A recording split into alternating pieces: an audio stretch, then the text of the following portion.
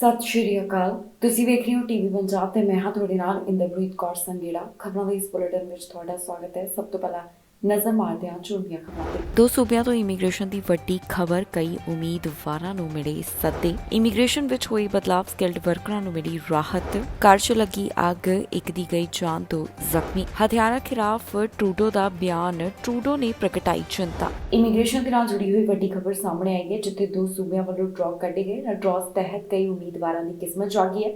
ਦੋ ਸੂਬਿਆਂ ਵੱਲੋਂ ਜੋ ਪੀਐਨਪੀ ਸਪੈਸੀਫਿਕ ਡਰਾਅ ਕੱਢੇ ਗਏ, ਉਸ ਬਾਰੇ ਕੀ ਜਾਣਕਾਰੀ ਤੁਹਾਨੂੰ ਇਸ ਖਬਰ ਵਿੱਚ ਦੱਸਾਂਗੇ। ਦੋ ਸੂਬਿਆਂ ਤੋਂ ਇਮੀਗ੍ਰੇਸ਼ਨ ਦੇ ਨਾਲ ਜੁੜੀ ਹੋਈ ਵੱਡੀ ਖਬਰ ਸਾਹਮਣੇ ਆਈ ਹੈ, ਜਿੱਥੇ ਦੋ ਸੂਬਿਆਂ ਵੱਲੋਂ ਇਮੀਗ੍ਰੇਸ਼ਨ ਦੇ ਡਰਾਅ ਕੱਢੇ ਗਏ। ਇਹਨਾਂ ਡਰਾਅ ਦੇ ਤਹਿਤ ਕਈ ਉਮੀਦਵਾਰਾਂ ਦੀ ਕਿਸਮਤ ਜਾਗੀ ਹੈ। ਬ੍ਰਿਟਿਸ਼ ਕੋਲੰਬੀਆ ਪ੍ਰੋਵਿੰਸ ਅਤੇ ਮੈਨੀਟੋਬਾ ਵੱਲੋਂ 23 ਮਈ ਤੋਂ ਲੈ ਕੇ 2 ਜੂਨ ਦੇ ਵਿਚਕਾਰ ਪੀਐਨਪੀ ਡਰਾਅ ਕੱਢੇ ਗਏ। ਸਭ ਤੋਂ ਪਹਿਲਾਂ ਗੱਲ ਕਰਦੇ ਹਾਂ ਬ੍ਰਿਟਿਸ਼ ਕੋਲੰਬੀਆ ਸੂਬੇ ਦੀ। ਇੱਥੇ ਪੀਐਨਪੀ ਡਰਾਅ ਦਾ ਐਲਾਨ 23 ਮਈ ਅਤੇ 30 ਮਈ ਨੂੰ ਕੀਤਾ ਗਿਆ।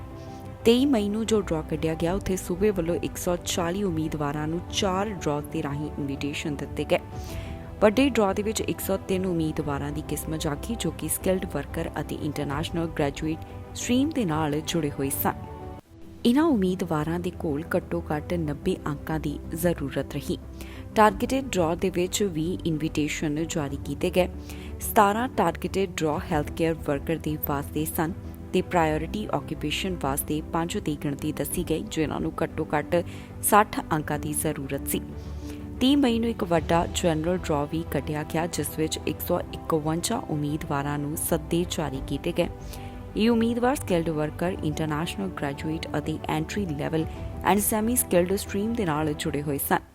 ਇਨ੍ਹਾਂ ਉਮੀਦਵਾਰਾਂ ਕੋਲ 85 ਤੋਂ ਲੈ ਕੇ 107 ਦੇ ਵਿਚਕਾਰ ਅੰਕ ਹੋਣੇ ਜ਼ਰੂਰੀ ਦੱਸੇ ਗਏ। ਇਸ ਤੋਂ ਬਾਅਦ ਗੱਲ ਕਰਦੇ ਹਾਂ ਮੈਨੀਟੋਬਾ ਸੂਬੇ ਦੀ। ਮੈਨੀਟੋਬਾ ਸੂਬੇ ਵੱਲੋਂ 1 ਜੂਨ ਨੂੰ ਡਰਾਅ ਕੱਢਿਆ ਗਿਆ, ਜਿਸ ਵਿੱਚ 599 ਉਮੀਦਵਾਰਾਂ ਨੂੰ ਸੱਦੇ ਮਿਲੇ ਨੇ। ਮੈਨੀਟੋਬਾ ਪ੍ਰੋਵਿੰਸ਼ੀਅਲ ਨਾਮਿਨੀ ਪ੍ਰੋਗਰਾਮ ਦੇ ਜ਼ਰੀਏ ਸਕਿਲਡ ਵਰਕਰਸ ਇਨ ਮੈਨੀਟੋਬਾ ਨੂੰ ਇਨਵੀਟੇਸ਼ਨ ਜਾਰੀ ਕੀਤੇ ਗਏ, ਜੋ ਕਿ 2 ਅਲੱਗ ਕੈਟੇਗਰੀਜ਼ ਦੇ ਰਾਹੀਂ ਸੀ। 262 ਉਮੀਦਵਾਰਾਂ ਨੂੰ ਇਨਵੀਟੇਸ਼ਨ ਜਾਰੀ ਕੀਤੇ ਗਏ। ਇਸ ਤੋਂ ਇਲਾਵਾ ਜਾਣਕਾਰੀ ਦਿੱਤੀ ਗਈ ਹੈ ਕਿ 11 professional occupation in finance and business, 13 administrative occupation and transportation logistic occupation, 21 professional occupations in natural and applied sciences, 42 front line public protector services, 44 care provider and legal and public protection support occupation. ਇਨ੍ਹਾਂ ਉਮੀਦਵਾਰਾਂ ਨੂੰ 607 ਅੰਕਾਂ ਦੀ ਜ਼ਰੂਰਤ ਦੱਸੀ ਗਈ। Immigration ਵਿੱਚ ਬਦਲਾਵ ਕੀਤਾ ਜਾ ਰਿਹਾ ਹੈ। ਆਈਆਰਸੀਸੀ ਵੱਲੋਂ ਦੱਸਿਆ ਗਿਆ ਕਿ ਹੁਣ ਐਕਸਪ੍ਰੈਸ ਐਂਟਰੀ ਵਿੱਚ ਬਦਲਾਵ ਕੀਤਾ ਜਾਣਾ ਹੈ। ਇਸ ਅੰਦਰ ਹੋਰ ਵੀ ਕਈ ਕੈਟੇਗਰੀਜ਼ ਸ਼ਾਮਲ ਕੀਤੀਆਂ ਗਈਆਂ, ਜਿਸ ਦੇ ਨਾਲ ਸਕਿਲਡ ਵਰਕਰਾਂ ਨੂੰ ਰਾਹਤ ਦਿੱਤੀ ਗਈ ਹੈ। ਹੁਣ ਵੱਧ ਸਕਿਲਡ ਵਰਕਰਾਂ ਨੂੰ ਇਨਵੀਟੇਸ਼ਨ ਮਿਲ ਸਕਣਗੇ।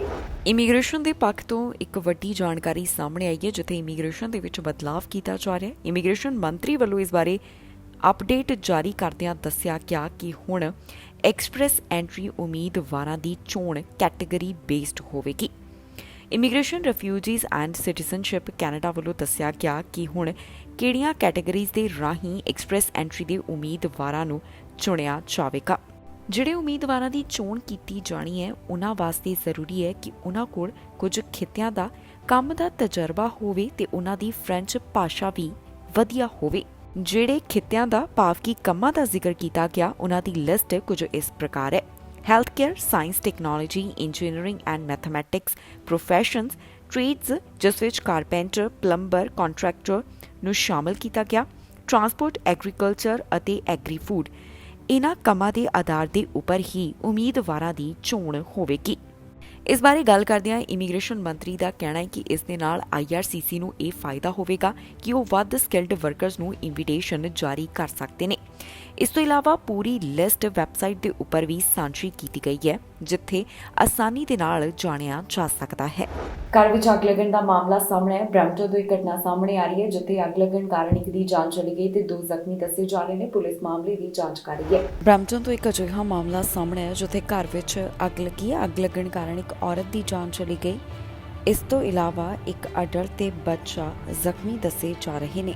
ਪੁਲਿਸ ਅਧਿਕਾਰੀਆਂ ਵੱਲੋਂ ਮਾਮਲੇ ਦੀ ਜਾਂਚ ਕੀਤੀ ਜਾ ਰਹੀ ਹੈ ਤੇ ਉਹਨਾਂ ਵੱਲੋਂ ਹੁਣ ਤੱਕ ਦੀ ਅਪਡੇਟ ਦਿੱਤੀ ਗਈ, ਜਿੱਥੇ ਦੱਸਿਆ ਹੈ ਕਿ ਇਹ ਮਾਮਲਾ 11 ਵਜੇ ਦੇ ਕਰੀਬ ਸਾਹਮਣੇ ਆਇਆ। ਜਦੋਂ ਆਫੀਸਰਸ ਮੌਕੇ ਵਾਲੀ ਥਾਂ ਦੇ ਉੱਪਰ ਪਹੁੰਚੇ ਤਾਂ ਉਹਨਾਂ ਨੇ ਦੇਖਿਆ ਕਿ ਅੱਗ ਲੱਗਣ ਕਾਰਨ ਇੱਥੇ ਕਾਫੀ ਜ਼ਿਆਦਾ ਧੂੰਆਂ ਨਜ਼ਰ ਆ ਰਿਹਾ ਸੀ। ਇਸ ਤੋਂ ਇਲਾਵਾ ਉਹਨਾਂ ਨੇ ਦੱਸਿਆ ਕਿ 2 ਜਣੇ ਇੱਥੇ ਜ਼ਖਮੀ ਹੋਏ ਜਿਨ੍ਹਾਂ ਨੂੰ ਹਸਪਤਾਲ ਵਿੱਚ ਭਰਤੀ ਕਰਵਾਇਆ ਗਿਆ। ਇੱਕ ਦੀ ਜਾਨ ਜਾਣ ਬਾਰੇ ਵੀ ਅਪਡੇਟ ਜਾਰੀ ਕੀਤੀ ਗਈ ਹੈ, ਪਰ ਪੀੜਤਾਂ ਦੇ ਨਾਮ ਅਜੇ ਨਹੀਂ ਦੱਸੇ ਗਏ। ਪੀਲ ਪੁਲਿਸ ਦਾ ਇਸ ਬਾਰੇ ਟਵੀਟ ਵੀ ਸਾਹਮਣੇ ਹੈ, ਜਿੱਥੇ ਟਵਿੱਟਰ ਦੇ ਉੱਪਰ ਉਹਨਾਂ ਨੇ ਜਾਣਕਾਰੀ ਸਾਂਝੀ ਕਰਦਿਆਂ ਦੱਸਿਆ ਕਿ ਇਹ ਘਟਨਾ ਕਿੱਥੇ ਵਾਪਰੀ ਹੈ ਤੇ ਕਿੰਨੇ ਵਜੇ। ਇਸ ਤੋਂ ਇਲਾਵਾ ਦੱਸਿਆ ਜਾ ਰਿਹਾ ਹੈ ਕਿ 2 ਜਣਿਆਂ ਨੂੰ ਹਸਪਤਾਲ ਵਿੱਚ ਭਰਤੀ ਕਰਵਾਇਆ ਗਿਆ, ਜਿੱਥੇ ਉਹਨਾਂ ਦਾ ਇਲਾਜ ਚੱਲ ਰਿਹਾ ਹੈ। ਬੱਚੇ ਦੀ ਹਾਲਤ ਹੁਣ ਸਥਿਰ ਦੱਸੀ ਜਾ ਰਹੀ ਹੈ ਤੇ ਇੱਕ ਅਡਲਟ ਦੀ ਹਾਲਤ ਗੰਭੀਰ ਹੋਣ ਬਾਰੇ ਵੀ ਉਹਨਾਂ ਵੱਲੋਂ ਦੱਸਿਆ ਗਿਆ। ਫਿਲਹਾਲ ਪੁਲਿਸ ਮਾਮਲੇ ਦੀ ਵਧੇਰੇ ਜਾਂਚ ਕਰ ਰਹੀ ਹੈ। ਹਥਿਆਰਾਂ ਬਾਰੇ ਟਰੂਡੋ ਦਾ ਬਿਆਨ ਆਇਆ, ਜਿੱਥੇ ਹਥਿਆਰਾਂ ਦਾ ਜ਼ਿਕਰ ਕਰਦੇ ਉਹਨਾਂ ਨੇ ਦੱਸਿਆ ਕਿ ਪਹਿਲਾਂ ਦੇ ਮੁਕਾਬਲੇ ਹਿੰਸਕ ਘਟਨਾਵਾਂ ਵਿੱਚ ਕਿੰਨਾ ਵਾਧਾ ਹੋ ਚੁੱਕਿਆ ਹੈ। ਇਸ ਮੁੱਦੇ ਦੇ ਉੱਪਰ ਉਹ ਕੀ ਕੁਝ ਕਹਿ ਰਹੇ ਨੇ, ਆਓ ਤੁਹਾਨੂੰ ਸੁਣਾਉਂਦੇ ਹਾਂ। ਹਥਿਆਰ ਅਤੇ ਹਿੰਸਕ ਘਟਨਾਵਾਂ ਦੇ ਬਾਰੇ ਪ੍ਰਧਾਨ ਮੰਤਰੀ ਜਸਟਿਨ ਟਰੂਡੋ ਗੱਲ ਕਰਦੇ ਹੋਏ ਦਿਖਾਈ ਦਿੱਤੇ। ਉਹਨਾਂ ਦਾ ਕਹਿਣਾ ਹੈ ਕਿ ਪਹਿਲਾਂ ਦੇ ਮੁਕਾਬਲੇ ਹਥਿਆਰਾਂ ਦੀਆਂ ਘਟਨਾਵਾਂ ਦੇ ਵਿੱਚ 81% ਦਾ ਵਾਧਾ ਦਰਜ ਕੀਤਾ ਗਿਆ। ਹੁਣ ਸਰਕਾਰ ਵੱਲੋਂ ਇਸ ਖਿਲਾਫ ਕੀ ਕਦਮ ਚੁੱਕਿਆ ਜਾ ਰਿਹਾ ਹੈ, ਇਸ ਬਾਰੇ ਕੀ ਕਹਿਣਾ ਹੈ ਪ੍ਰਧਾਨ ਮੰਤਰੀ ਦਾ, ਆਓ ਤੁਹਾਨੂੰ ਸੁਣਾਉਂਦੇ ਹਾਂ। Every year, starting this year, the first Friday of every June will be the National Day Against Gun Violence. It's a day for commemoration and reflection, but also a day to recommit ourselves to ending this horrific challenge we're facing as communities and as a country. The numbers bear that out. Since 2009, we've seen violent offenses with guns increase by about 81%. That's why we've taken action, but we need to continue to take action. We've brought in some of the strictest gun control measures Canada has ever seen. Put a ban on assault-style weapons. We've frozen the market on handguns. On a investi dans les programmes communautaires pour aider les jeunes à ne pas se faire entraîner par la violence, mais de continuer à choisir des choses positives dans leur vie. But that's something that the federal government can't do alone. That's why we lean on incredible partners, organizations like the Raptors, leaders like Masai Ujiri, who've demonstrated a commitment to youth, a commitment to building a strong future free from gun violence in really, really meaningful ways. Masai, can you tell me why this is so important to you and what you've been doing? So important for us to partner and to work on this, because I think the most important people in this are the community leaders, the youth who are affected by this directly.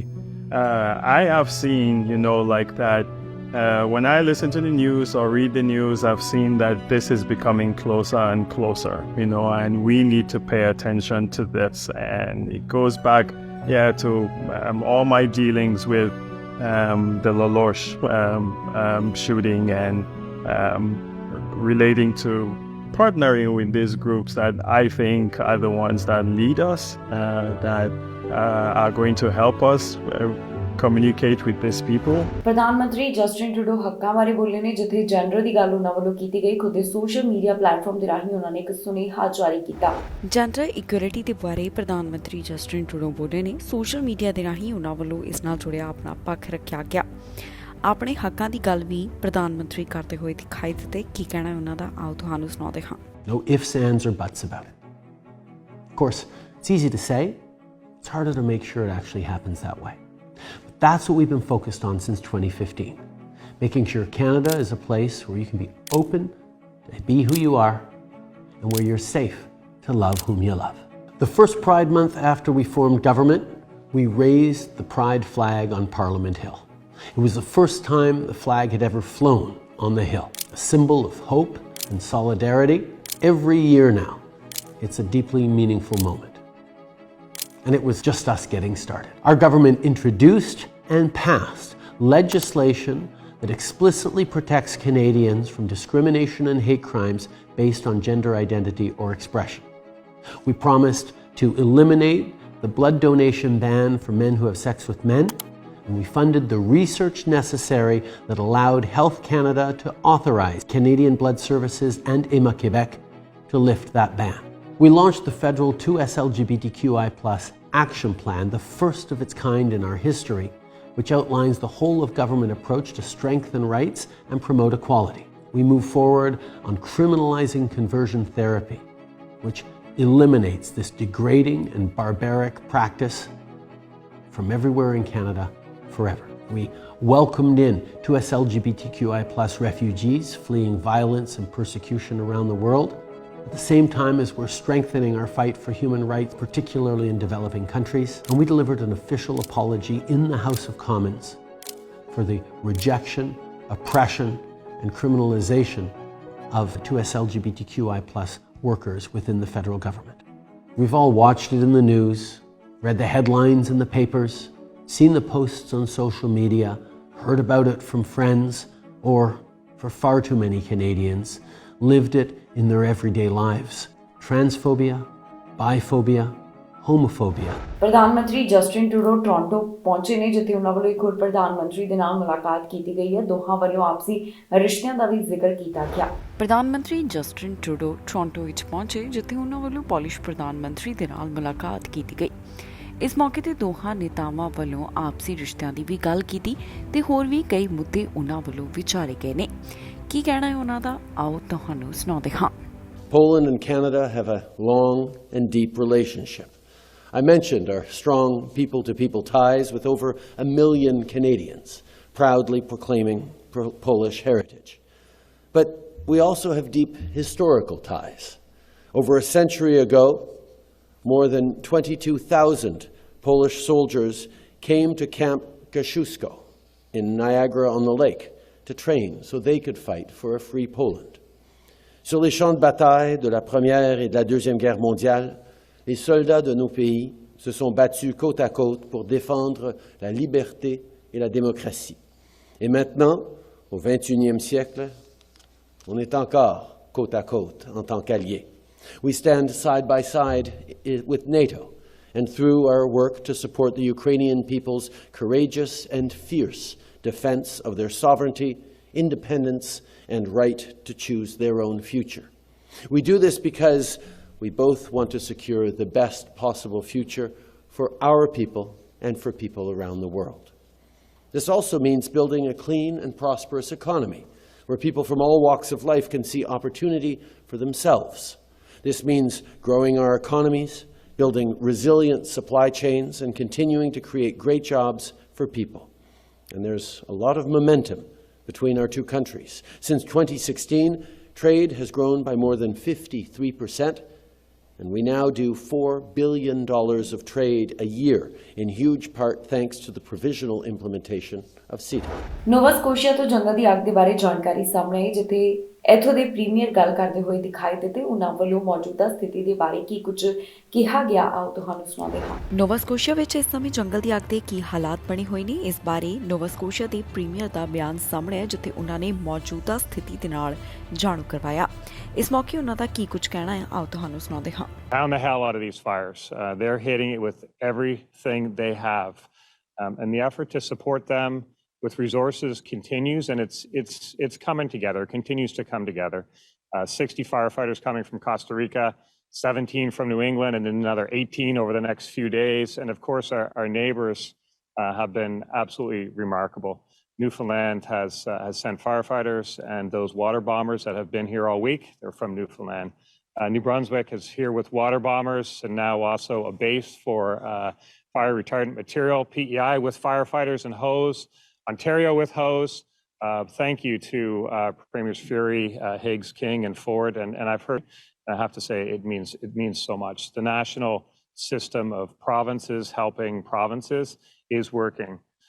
For one, D&D has committed firefighters for the sustained attack stage, which will give our firefighters a much needed break when that time comes.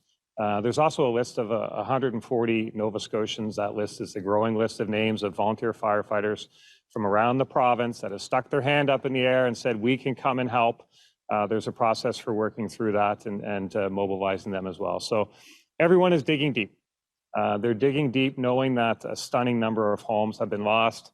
And they're digging deep despite the fact that many of these fighting the fires and responding to the fires are evacuees themselves. And it's absolutely heartbreaking. I know many of you who have been evacuated in the Tantallon area are starting to receive news about the status of your home.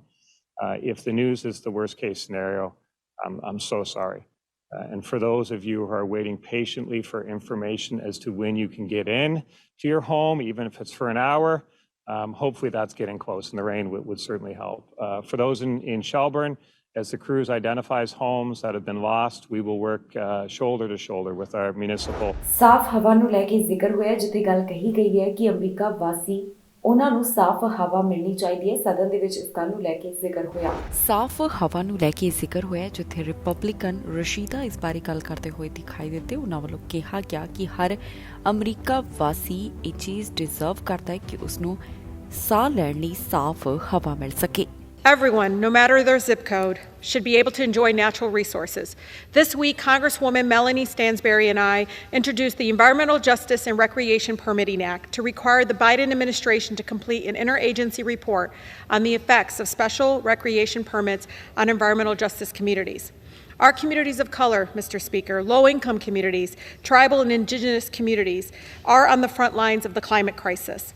Enabling greater connections between environmental justice communities and recreation opportunities on our public lands and waters is just the beginning of advancing true environmental justice for our residents in Michigan's 12th district and beyond.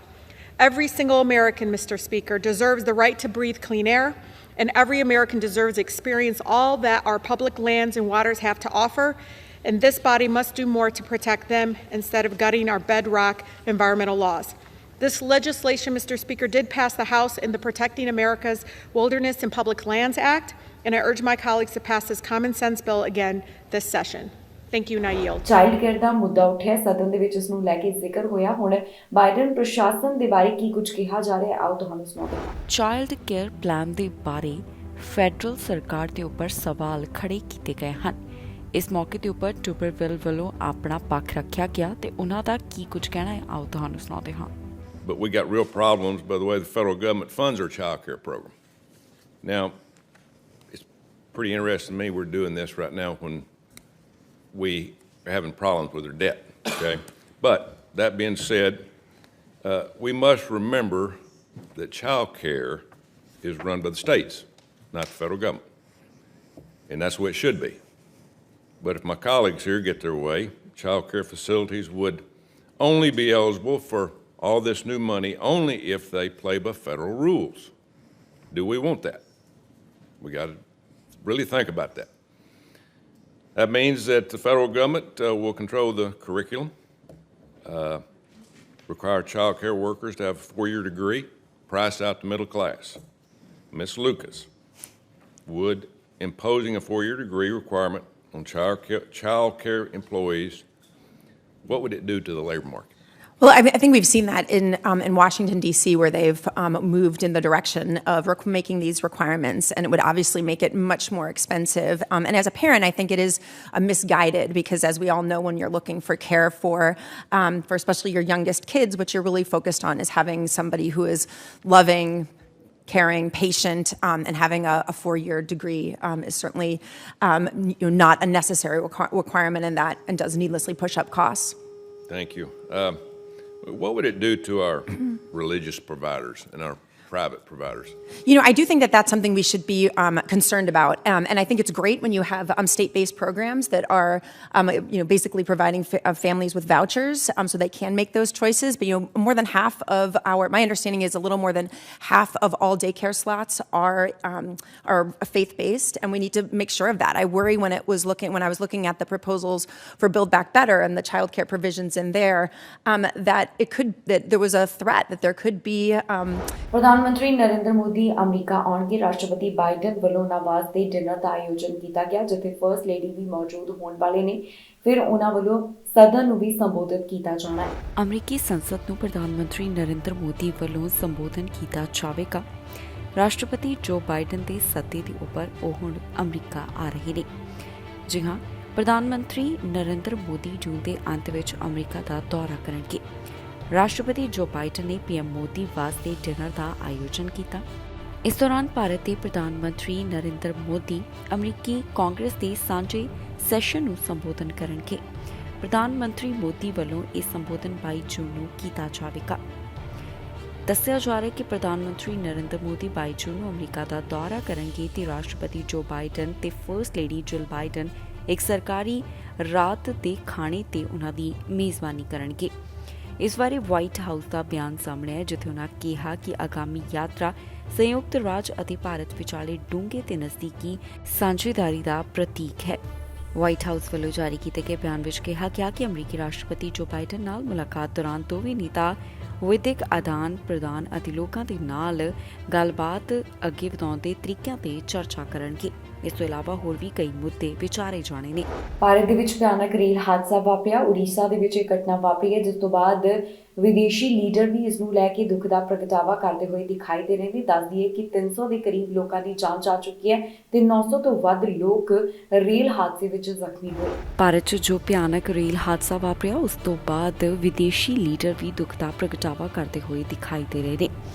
Australia ਤੇ ਸ਼੍ਰੀਲੰਕਾ ਸਮੇਤ ਕਈ ਵਿਦੇਸ਼ ਮੰਤਰੀਆਂ ਨੇ ਉੜੀਸਾ ਦੇ rail ਹਾਦਸੇ ਵਿੱਚ ਹੋਈਆਂ ਮੌਤਾਂ ਤੇ ਸੋਗ ਦਾ ਪ੍ਰਗਟਾਵਾ ਕੀਤਾ। ਦੱਸ ਦਈਏ ਕਿ ਇਸ ਭਿਆਨਕ ਹਾਦਸੇ ਵਿੱਚ 200 ਤੋਂ ਵੱਧ ਲੋਕਾਂ ਦੀ ਜਾਨ ਚਲੀ ਗਈ ਤੇ 900 ਤੋਂ ਵੱਧ ਜ਼ਖਮੀ ਹੋਏ ਨੇ। ਆਸਟ੍ਰੇਲੀਆ ਦੇ ਵਿਦੇਸ਼ ਮਾਮਲਿਆਂ ਬਾਰੇ ਮੰਤਰੀ ਨੇ ਇਸ ਬਾਰੇ ਆਪਣਾ ਪੱਖ ਰੱਖਦਿਆਂ ਕਿਹਾ ਕਿ ਉਨ੍ਹਾਂ ਦੇ ਹਮਦਰਦੀ ਜ਼ਖਮੀ ਲੋਕਾਂ ਅਤੇ ਐਮਰਜੈਂਸੀ ਕਰਮਚਾਰੀਆਂ ਦੇ ਨਾਲ ਹੈ, ਜੋ ਕਿ ਉਨ੍ਹਾਂ ਦੀ ਸਹਾਇਤਾ ਵਾਸਤੇ ਕੰਮ ਕਰ ਰਹੇ ਨੇ। ਇਸ ਤੋਂ ਇਲਾਵਾ ਉਨ੍ਹਾਂ ਨੇ ਟਵੀਟ ਕਰਦਿਆਂ ਕਿਹਾ ਕਿ ਭਾਰਤ ਦੇ ਪੂਰਬੀ ਉੜੀਸਾ ਰਾਜ ਵਿੱਚ ਵਾਪਰੇ ਭਿਆਨਕ ਰੇਲ ਹਾਦਸੇ ਤੋਂ ਬਾਅਦ ਅਸੀਂ ਆਪਣੀ ਡੂੰਘੀ ਹਮਦਰਦੀ ਪ੍ਰਗਟ ਕਰ ਰਹੇ ਹਾਂ। ਸਾਡੀ ਹਮਦਰਦੀ ਪੀੜਤ ਅਤੇ ਉਨ੍ਹਾਂ ਤੇ ਸਹਾਇਤਾ ਲਈ ਕੰਮ ਕਰਨ ਵਾਲਿਆਂ ਦੇ ਨਾਲ ਹੈ। ਸ਼੍ਰੀਲੰਕਾ ਦੇ ਵਿਦੇਸ਼ ਮੰਤਰੀ ਨੇ ਇਸ ਬਾਰੇ ਕਿਹਾ ਕਿ ਉੜੀਸਾ ਵਿੱਚ ਰੇਲ ਹਾਦਸੇ ਬਾਰੇ ਜਾਣ ਕੇ ਉਨ੍ਹਾਂ ਨੂੰ ਬਹੁਤ ਦੁੱਖ ਲੱਗਾ। ਉਨ੍ਹਾਂ ਵੱਲੋਂ ਹਾਦਸੇ ਵਿੱਚ ਜੋ ਜ਼ਖਮੀ ਹੋਏ ਨੇ ਉਹਨਾਂ ਦੇ ਜਲਦ ਠੀਕ ਹੋਣ ਦੀ ਵੀ ਕਾਮਨਾ ਕੀਤੀ ਹੈ। ਅਮਰੀਕਾ ਬਾਰਡਰ ਦੇ ਉੱਪਰ ਹੋਰ ਵੀ ਫੌਜ ਭੇਜੀ ਜਾ ਰਹੀ ਹੈ। ਵਰਜੀਨੀਆ ਦੇ ਗਵਰਨਰ ਵੱਲੋਂ ਇਸ ਬਾਰੇ ਜਾਣਕਾਰੀ ਸਾਂਝੀ ਕੀਤੀ ਗਈ। ਪਹਿਲਾਂ ਬਾਈਡਨ ਪ੍ਰਸ਼ਾਸਨ ਨੇ 1500 ਫੌਜੀ ਬਾਰਡਰ ਦੇ ਉੱਪਰ ਟਾਈਟਲ 42 ਖਤਮ ਹੋਣ ਤੋਂ ਪਹਿਲਾਂ ਭੇਜੇ ਸਨ। ਯੂਐਸ ਮੈਕਸੀਕੋ ਬਾਰਡਰ ਦੇ ਉੱਪਰ ਹੋਰ ਵੀ ਫੌਜ ਭੇਜੀ ਜਾ ਰਹੀ ਹੈ, ਜਿਸ ਬਾਰੇ ਤਾਜ਼ਾ ਜਾਣਕਾਰੀ ਸਾਹਮਣੇ ਅਜਿਹਾ ਵਰਜੀਨੀਆ ਗਵਰਨਰ ਵੱਲੋਂ ਕੀਤਾ ਜਾ ਰਿਹਾ ਹੈ।